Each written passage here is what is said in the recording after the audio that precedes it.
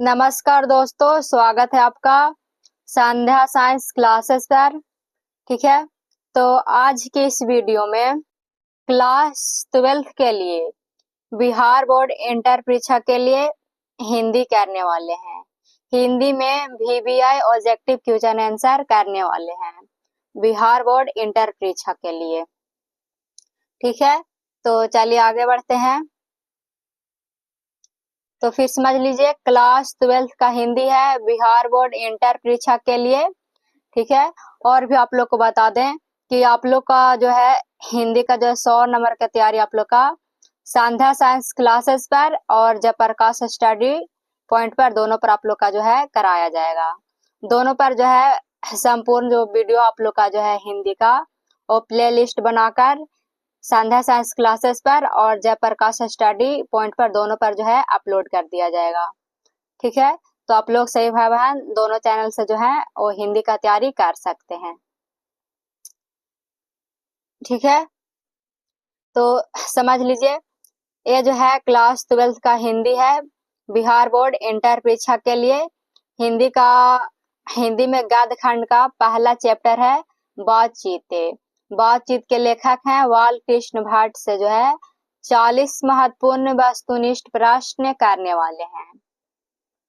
ठीक है, ऐसे ही आप लोग का जो है सभी चैप्टर बाय चैप्टर जो है आप लोग को क्वेश्चन आंसर ऑब्जेक्टिव का करा दिया जाएगा। तो चलिए आगे बढ़ते हैं। तो पहला प्रश्न है कि बाल कृष्ण भट्ट का जन्म कब हुआ था। बाल कृष्ण भट्ट का जन्म कब हुआ था? ऑप्शन ए में है 1844 ईस्वी, ऑप्शन बी में है 1840 ईस्वी, ऑप्शन सी में है 1834 ईस्वी और ऑप्शन डी में है 1944 ईस्वी। ठीक है, तो पहला नंबर प्रश्न का राइट आंसर जो है वो क्या होगा? पहला नंबर प्रश्न का राइट आंसर क्या होगा? तो इसका राइट आंसर जो है वो ए हो जाएगा। 1844 ईस्वी में हुआ था। बाल कृष्ण भट्ट का जन्म कब हुआ? तो 1844 ईस्वी। पहला का option number A right answer हो जाएगा। अगला प्रश्न है दूसरा नंबर, बाल कृष्ण भट्ट का निधन कब हुआ था? ऑप्शन ए में है 1914 ईस्वी, ऑप्शन बी में है 1915 ईस्वी, ऑप्शन सी में है 1814 ईस्वी और ऑप्शन डी में है 1845 ईस्वी। तो दूसरा का जो है वो राइट आंसर क्या हो जाएगा? दूसरा नंबर प्रश्न का राइट आंसर ए होगा। 1914 ईस्वी में बाल कृष्ण भट्ट का निधन यानी मृत्यु कब हुआ था? तो 1914 ईस्वी में हुआ था। दूसरा का option number A right answer हो जाएगा। अगला प्रश्न है, तीसरा नंबर प्रश्न है, बाल कृष्ण भट्ट ने किस पत्रिका का संपादन किया? बाल कृष्ण भट्ट ने किस पत्रिका का संपादन किया? ऑप्शन ए में हिंदी प्रदीप, ऑप्शन बी में है ब्राह्मण और ऑप्शन सी में है दिगंत और ऑप्शन डी में है समालोचना। तो तीसरा का राइट आंसर क्या हो जाएगा? तीसरा नंबर प्रश्न का राइट आंसर जो है वो ए हो जाएगा। हिंदी प्रदीप नामक पत्रिका का जो है संपादन किए थे बाल कृष्ण भट्ट। तीसरा का option number A right answer हो जाएगा। अगला प्रश्न है चौथा नंबर, नूतन ब्रह्मचारी के लेखक का नाम क्या है? ऑप्शन ए में है बालकृष्ण भट्ट, ऑप्शन बी में है प्रताप नारायण, ऑप्शन सी में है बद्री नारायण और ऑप्शन डी में है श्रीधर पाठक। तो राइट आंसर चौथा का क्या होगा? नूतन ब्रह्मचारी के लेखक का नाम क्या है? तो चौथा का option number A right answer हो जाएगा। बाल कृष्ण भट्ट जी हैं। कौन है? तो बाल कृष्ण भट्ट जी हैं। चौथा का option number A right answer हो जाएगा। अगला प्रश्न है पांचवा नंबर, रेल का विकट खेल के लेखक का नाम क्या है? रेल का विकट खेल के लेखक का नाम क्या है? ऑप्शन ए में है बालकृष्ण भट्ट, ऑप्शन बी में है प्रताप नारायण, ऑप्शन सी में है भारतेंदु हरिश्चंद्र और ऑप्शन डी में है नागार्जुन। तो पांचवा का जो है वो राइट आंसर क्या हो जाएगा? आप लोग सही बताइए। ठीक है, पांचवा नंबर प्रश्न का राइट आंसर जो है वो क्या हो जाएगा? तो इसका राइट आंसर पांचवा का वो ए हो जाएगा। बाल कृष्ण भाट है। रेल का विकट खेल के लेखक का नाम क्या है? तो बाल कृष्ण भाट नाम है। पांचवा का option number A right answer हो जाएगा। तो ये जितने भी आप लोग का जो है हिंदी में गद्य खंड का पहला नंबर चैप्टर बातचीत से प्रश्न बता रहे हैं, ये सभी प्रश्न बिहार बोर्ड इंटर परीक्षा के लिए है, तो इसे आप लोग सही भाई बहन याद कर लीजिएगा। अगला प्रश्न है छठा नंबर, मनुष्य की ईश्वर प्रदत्त शक्तियों में एक है। ऑप्शन ए में है बिजली, ऑप्शन बी में आग, ऑप्शन सी में है वाक शक्ति और ऑप्शन डी में है वस्त्र।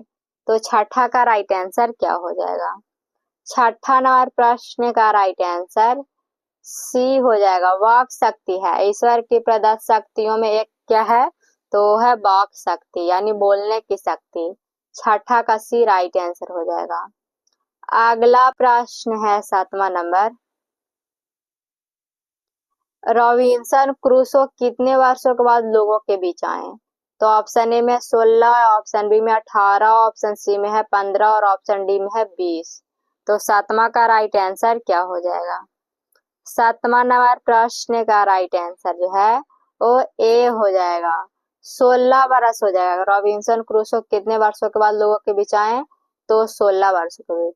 सातवां का option number A right answer हो जाएगा। अगला प्रश्न है आठवां नंबर, एडिसन ने कितने लोगों के बीच श्रेष्ठ बातचीत मानी है? ऑप्शन ए में है 2, ऑप्शन बी में 4, ऑप्शन सी में 6 और ऑप्शन डी में है 8 है। तो राइट आंसर इसका क्या हो जाएगा आठवां का? आठवां नंबर प्रश्न का राइट आंसर जो है वो क्या हो जाएगा? तो इसका राइट आंसर जो है आठवां का वो ए हो जाएगा। 2 लोगों के बीच जो है वो श्रेष्ठ बातचीत मानी गई है। आठवां का option number A right answer हो जाएगा। अगला नंबर प्रश्न है, नौवां नंबर प्रश्न है कि कितने लोगों की बातचीत को अंगूठी में नग माना गया है? कितनी लोगों की बातचीत को जो है अंगूठी में नग मानी गई है? ऑप्शन ए में है 2, ऑप्शन बी में है 3 और ऑप्शन सी में है 4 और ऑप्शन डी में है 5। ठीक है, तो नौमा का जो है वो राइट आंसर क्या हो जाएगा? नौमा नंबर प्रश्न का राइट आंसर जो है वो बी हो जाएगा। ठीक है, 3 लोगों के बीच बातचीत को जो है वो अंगूठी में नग के समान माना गया है। नौमा का ऑप्शन बी राइट आंसर हो जाएगा। अगला प्रश्न है 10वां नंबर कि कितने लोगों की बातचीत में फॉर्मेलिटी आती है? कितने लोगों की बातचीत में जो है वो फॉर्मेलिटी आती है? तो ऑप्शन ए में 4, ऑप्शन बी में 3, ऑप्शन सी में 1 और ऑप्शन डी में है 5। तो राइट आंसर जो है 10वां का क्या हो जाएगा? तो 10वां का राइट आंसर जो है वो ए हो जाएगा। 4 लोगों के बीच बातचीत में जो है वो फॉर्मेलिटी आती है। ठीक है, तो पहला प्रश्न क्या बना? तो पहला प्रश्न यह बना कि कितने लोगों की बातचीत में जो है बातचीत को जो है वो श्रेष्ठ बातचीत मानी गई है? तो 2 लोगों के बीच की बातचीत। ठीक है, दूसरा प्रश्न है कि कितने लोगों की बातचीत के बीच को जो है अंगूठी में नग के समान मानी गई है? तो 3 लोगों की बातचीत को। और चौथा प्रश्न क्या बना? तो कितने लोगों की बातचीत में फॉर्मेलिटी आती है? तो 4 लोगों के बीच की बातचीत में। ठीक है, तो ये जितने ही आप लोग को प्रश्न बता रहे हैं ये सही प्रश्न जो है वो इंटर परीक्षा के लिए है। ठीक है, तो चलिए अगला प्रश्न है 11 नंबर कि यूरोप में बातचीत को कला को क्या कहते हैं? यूरोप में बातचीत की कला को क्या कहते हैं? ऑप्शन ए में art of conversation, option B में art of talk, option C में है आर्ट ऑफ डायलॉग और ऑप्शन डी में है आर्ट। ठीक है, आर्ट आर्ट डिबेट। तो राइट आंसर इसका क्या हो जाएगा? ठीक है, राइट आंसर जो है वो क्या हो जाएगा? तो 11 नंबर प्रश्न का option number A right answer हो जाएगा, आर्ट ऑफ कन्वर्सेशन हो जाएगा। यूरोप में बातचीत की कला को क्या कहते हैं? तो आर्ट ऑफ कन्वर्सेशन कहते हैं। 11 का option number A right answer हो जाएगा। अगला प्रश्न है 12 नंबर कि काव्य कला प्रवीण गोष्ठी को क्या कहते हैं। काव्य कला प्रवीण गोष्ठी को क्या कहते हैं? तो ऑप्शन में है सुहद गोष्ठी, ऑप्शन में है काव्य गोष्ठी, ऑप्शन सी में है काव्य संगोष्ठी और ऑप्शन डी में है सूरज गोष्ठी। तो राइट आंसर इसका जो है वो क्या हो जाएगा? 12 नंबर प्रश्न का राइट आंसर क्या होगा आप लोग बताइए। ठीक है, तो 12 नंबर प्रश्न का राइट आंसर ये हो जाएगा सुहद गोष्ठी कहा गया है। ठीक है, कारण कि कला काव्य प्रवीण को गोष्ठी को और क्या कहते हैं? तो सुहद गोष्ठी भी कहते हैं। 12 का option number A right answer हो जाएगा। अगला प्रश्न है 13 नंबर कि आधुनिक शुष्क पंडितों की बातचीत को क्या कहते हैं। आधुनिक के शुष्क पंडितों की बातचीत को जो है वो क्या कहते हैं? ऑप्शन ए में है शास्त्रार्थ, ऑप्शन बी में है पुराण पाठ है, ऑप्शन सी में है विद्वान विमर्श और ऑप्शन डी में है पंडित ज्ञानचार्य। तो राइट आंसर इसका क्या हो जाएगा?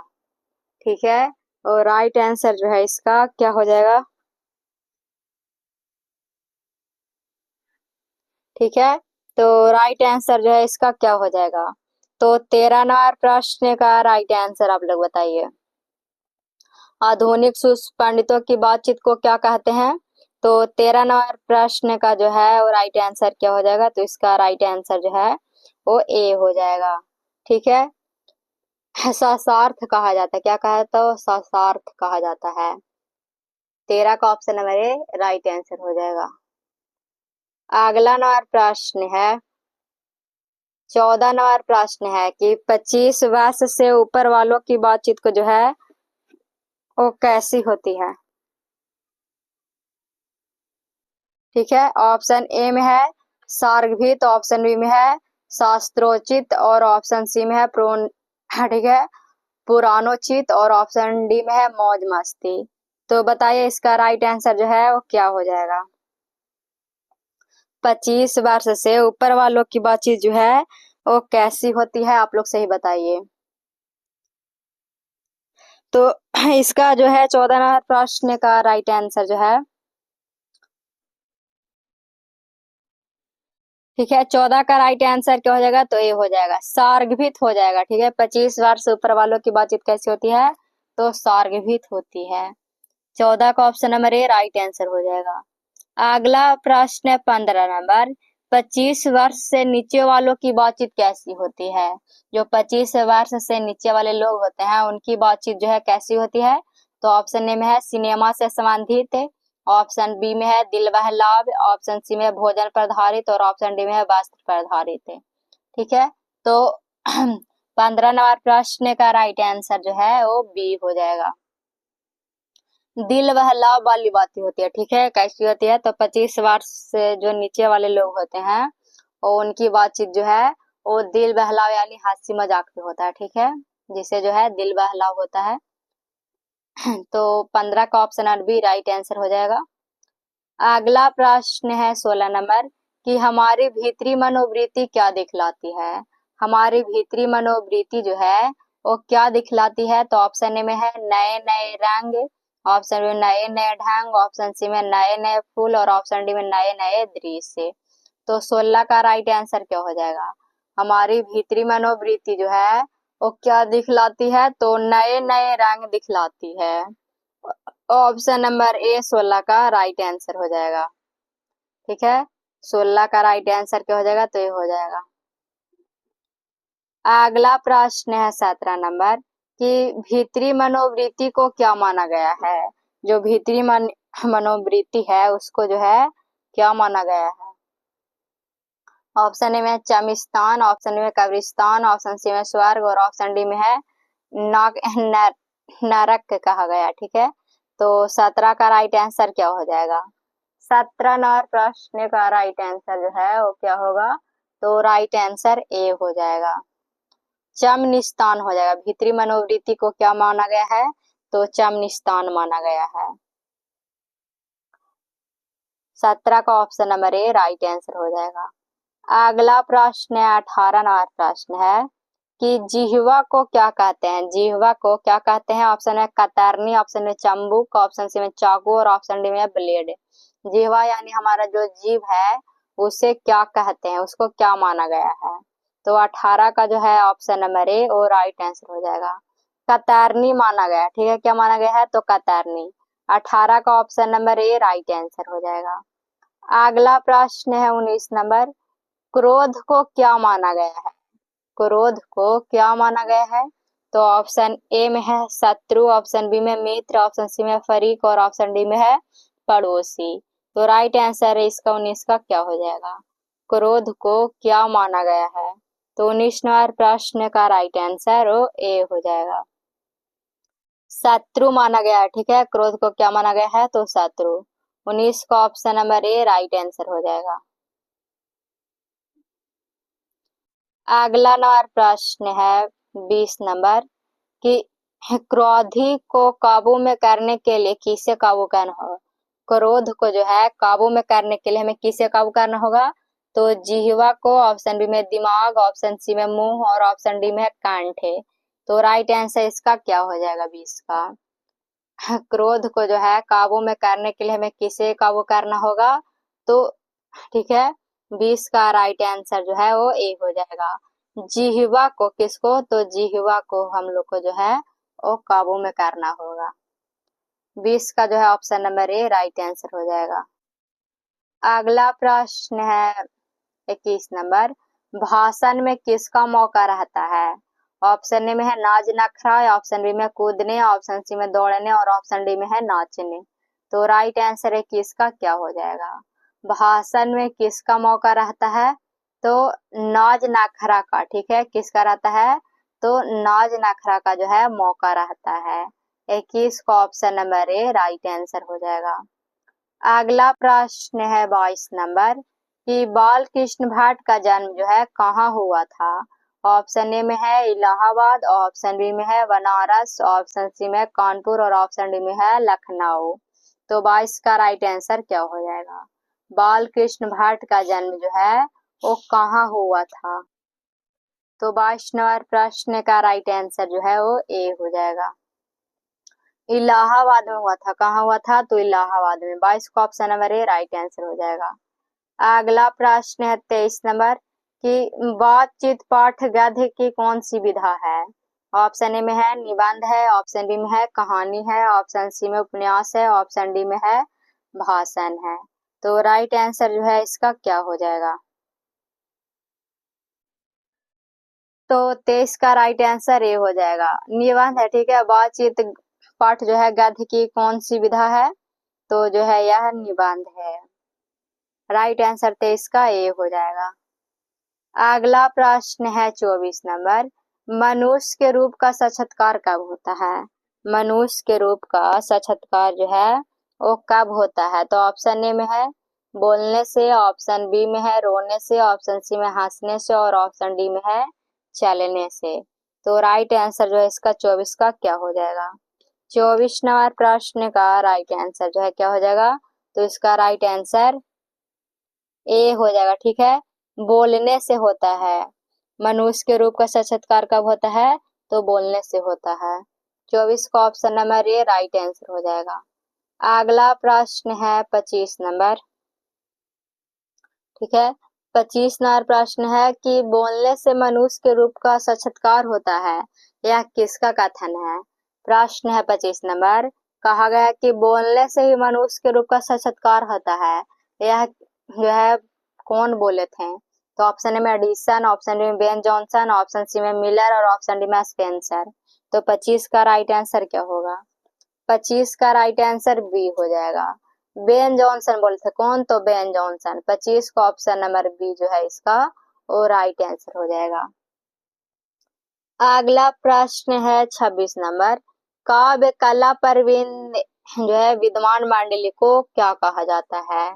कह रहा है कि काव्य कला परवीन विद्वान मंडली को क्या कहा जाता है? ऑप्शन में सुहद गोष्ठी, ऑप्शन में शास्त्रार्थ, ऑप्शन सी में दोनों और ऑप्शन डी में कोई नहीं। तो 26 का राइट आंसर क्या हो जाएगा?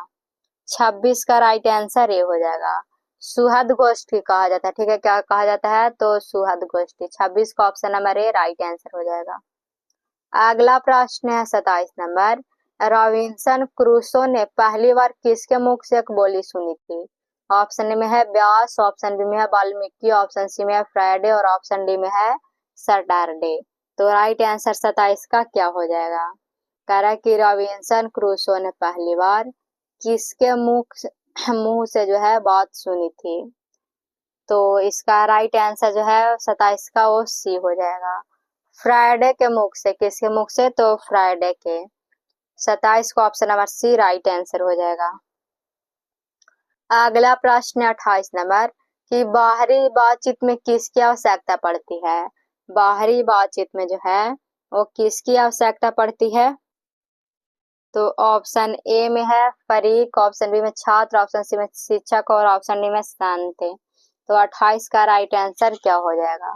28 नंबर प्रश्न का राइट आंसर क्या होगा? तो इसका राइट आंसर जो है 28 नंबर प्रश्न का वो ए हो जाएगा, फरीक का। ठीक है, बाहरी बातचीत में किसकी आवश्यकता पड़ती है? तो फरीक का।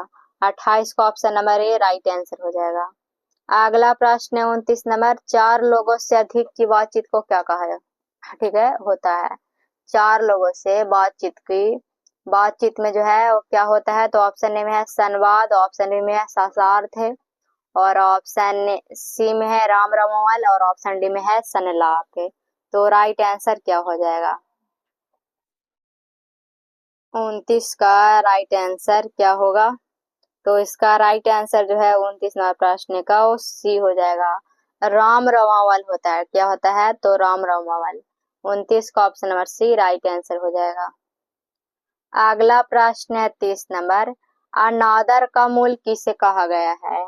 अनादर का मूल जो है वो किसे कहा गया है? तो ऑप्शन में दिलजोई, ऑप्शन बी में है शिष्टाचार, ऑप्शन सी में है बिन बुलाए जाना और ऑप्शन डी में है बुलाने पर न जाना। तो कह रहा है कि अनादर का मूल किसे कहा गया है? तो 30 का राइट आंसर जो है क्या हो जाएगा? तो इसका राइट आंसर सी हो जाएगा, बिन बुलाए जाना। ठीक है, किसी के घर जो है बिन बुलाए नहीं जाना चाहिए। या किसके समान होता है? तो अनादर के मूल के समान होता है। ठीक है, तो ये जितने भी प्रश्न आप लोग को बता रहे हैं ये सही प्रश्न जो है वो ठीक है बिहार बोर्ड इंटर परीक्षा के लिए है। इसे आप लोग सभी भाई बहन याद कर लीजिएगा। अगला प्रश्न है 31 नंबर कि प्रपंचात्मक संसार का आईना है किसे कहा गया है? ऑप्शन है बाहरी मनोवृत्ति, ऑप्शन है भीतरी मनोवृत्ति, ऑप्शन सी में सामाजिक मर्यादा और ऑप्शन डी में है राजनीति के बीमार से। तो राइट आंसर क्या हो जाएगा 31 का? 31 का राइट आंसर जो है वो बी हो जाएगा, भीतरी मनोवृत्ति हो जाएगा। ठीक है, प्रपंचात्मक संसार का आईना किसे कहा गया है? तो भीतरी मनोवृत्ति को। 31 का ऑप्शन है बी राइट आंसर हो जाएगा। अगला प्रश्न है 32 नंबर। बाल कृष्ण भाट को आधुनिक हिंदी आलोचना का जन्मदाता किसने कहा? ऑप्शन में है हजारी प्रसाद द्विवेदी, ऑप्शन बी में रामचंद्र शुक्ल और ऑप्शन सी में रामविलास शर्मा और ऑप्शन डी में है उदय प्रकाश। तो राइट आंसर 32 का क्या हो जाएगा? कह रहा है कि बाल कृष्ण भाट को आधुनिक हिंदी आलोचना का जन्मदाता किसने कहा? तो राइट आंसर 32 का सी हो जाएगा, रामविलास शर्मा बोले थे। ठीक है, 32 का option number C right answer हो जाएगा। अगला प्रश्न है 33 नंबर। ठीक है, 33 नंबर प्रश्न है कि बाल कृष्ण भाट को अध्ययनशील विद्वान और तीक्ष्ण बुद्धि का आलोचना किसने कहा? तो ऑप्शन ए में हजारी प्रसाद द्विवेदी, ऑप्शन में रामविलास शर्मा, ऑप्शन सी में है रामचंद्र शुक्ल और ऑप्शन डी में है प्रताप नारायण। ठीक है, तो इसका राइट आंसर 33 का जो है वो क्या हो जाएगा? 33 नंबर प्रश्न का राइट आंसर क्या होगा? तो इसका राइट आंसर बी हो जाएगा, रामविलास शर्मा का। ठीक है, कह रहा है कि बाल कृष्ण भाट को अध्ययनशील विद्वान और तीक्ष्ण बुद्धि का आलोचना किसने कहा? रामविलास शर्मा। 33 का ऑप्शन बी राइट आंसर हो जाएगा।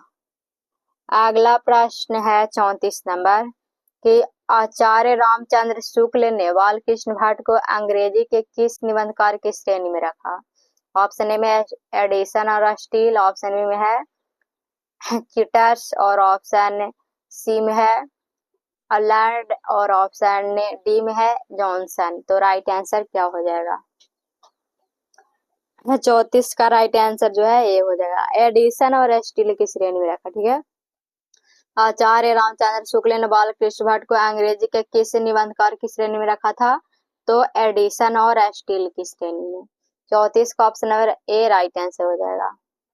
अगला प्रश्न है 35 नंबर कि बातचीत पाठ जो है वो किस प्रकार का निबंध है? तो ऑप्शन ए में है वर्णनात्मक, ऑप्शन बी में है ललित और ऑप्शन सी में है विशेषणात्मक और ऑप्शन डी में है समीक्षात्मक। तो राइट आंसर इसका क्या हो जाएगा? ठीक है, 35 का राइट आंसर जो है क्या हो जाएगा? कह रहा है कि बातचीत पाठ जो है किस प्रकार का निबंध है? तो ललित निबंध है। 35 को ऑप्शन और बी जो है वो राइट आंसर हो जाएगा। ठीक है, तो ये सही प्रश्न जितने ही बता रहे हैं। एक क्लास 12 का हिंदी जो है गद्य खंड से पहला नंबर चैप्टर बातचीत, जिसके लेखक है बालकृष्ण। ठीक है, इस पार्ट का आप लोग का जो है ऑब्जेक्टिव क्वेश्चन आंसर करवा रहे हैं बिहार बोर्ड, ठीक है, इंटर एग्जाम के लिए। अगला प्रश्न है 36 नंबर कि बालकृष्ण भट्ट किस युग के रचनाकार थे? ऑप्शन ए में है भारतेंदु काल, ऑप्शन बी में है द्विवेदी काल, ऑप्शन सी में है छायावाद और ऑप्शन डी में है प्रगतिवाद। तो राइट आंसर इसका क्या हो जाएगा? राइट आंसर जो है 36 का क्या होगा? तो इसका राइट आंसर ए हो जाएगा। भारतेंदु काल के हैं। बालकृष्ण भट्ट किस युग के रचनाकार थे? तो भारतेंदु काल के। राइट आंसर 36 का क्या हो जाएगा? तो ए हो जाएगा। अगला प्रश्न है 37 नंबर कि जो कुछ धुआं और मवाद जमा रहता है वह भाप बनकर कैसे निकल जाता है? ऑप्शन ए में है बातचीत से, ऑप्शन बी में है बहस से, ऑप्शन सी में है साक्षात से और ऑप्शन डी में लड़ाई से। तो 37 का राइट आंसर क्या हो जाएगा? कह रहा है कि जो कुछ धुआं और मवाद जमा रहता है वह भाप बनकर कैसे निकल जाता है? तो option number A right answer है, बातचीत से। ठीक है, बातचीत के जरिए जो है वो जो हमारे अंदर कुछ ठीक है जमा रहता है वह निकल जाता है भाप बनकर। अगला प्रश्न 38 नंबर कि भाट निबंधमाला कितने खंडों पर प्रकाशित है? भाट जी का निबंधमाला जो है वो कितने खंडों में प्रकाशित है? ऑप्शन ए में है 2, ऑप्शन बी में 3, ऑप्शन सी में 4 और ऑप्शन डी में है 5। तो राइट आंसर जो है वो 38 का क्या हो जाएगा? ठीक है, 38 नंबर प्रश्न का जो है वो राइट आंसर क्या हो जाएगा? तो इसका राइट आंसर ए हो जाएगा, 2 हो जाएगा। भाट निबंधमाला कितने खंडों पर प्रकाशित है? तो 2 खंडों में। अगला प्रश्न है, ठीक है, अगला प्रश्न है 39 नंबर कि बातचीत के लेखक बालकृष्ण भट्ट किस क्षेत्र के सुधारक थे? ऑप्शन ए में है धर्म के, ऑप्शन में समाज, ऑप्शन सी में राजनीति और ऑप्शन डी में है कृषि। तो राइट आंसर जो 39 का क्या हो जाएगा? बातचीत के निबंध जो है लेखक बालकृष्ण भट्ट वो किस क्षेत्र के सुधारक थे? तो 39 नंबर प्रश्न का राइट आंसर बी हो जाएगा, समाज के सुधारक थे। ठीक है, किसके? तो समाज के। 39 का ऑप्शन और बी राइट आंसर हो जाएगा। अगला प्रश्न है जो कि लास्ट प्रश्न है 40 नंबर कि बातचीत में लेखक ने किस व्यर्थ को बताया है? ऑप्शन में शिक्षा, ऑप्शन बी में है बनावटी बातचीत, ऑप्शन सी में यात्रा और ऑप्शन डी में है पढ़ाई। तो 40 का राइट आंसर आप लोग बताइए। 40 का राइट आंसर जो है वो बी हो जाएगा। ठीक है, बनावटी बातचीत बताएं। ठीक है, कह रहा बातचीत में लेखक ने किसे व्यर्थ बताया है? तो बनावटी बातचीत को। राइट आंसर 40 का बी हो जाएगा।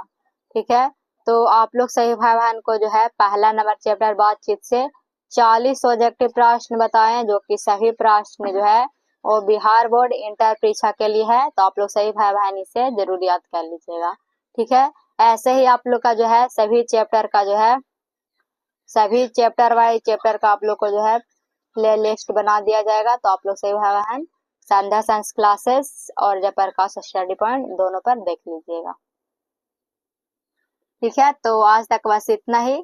तब तक के लिए धन्यवाद, मिलते हैं अगले वीडियो में। अगर हमारी वीडियो पसंद आई हो तो लाइक और इस चैनल पर नए हो तो सब्सक्राइब और अपने दोस्तों में जरूर शेयर करिएगा। धन्यवाद।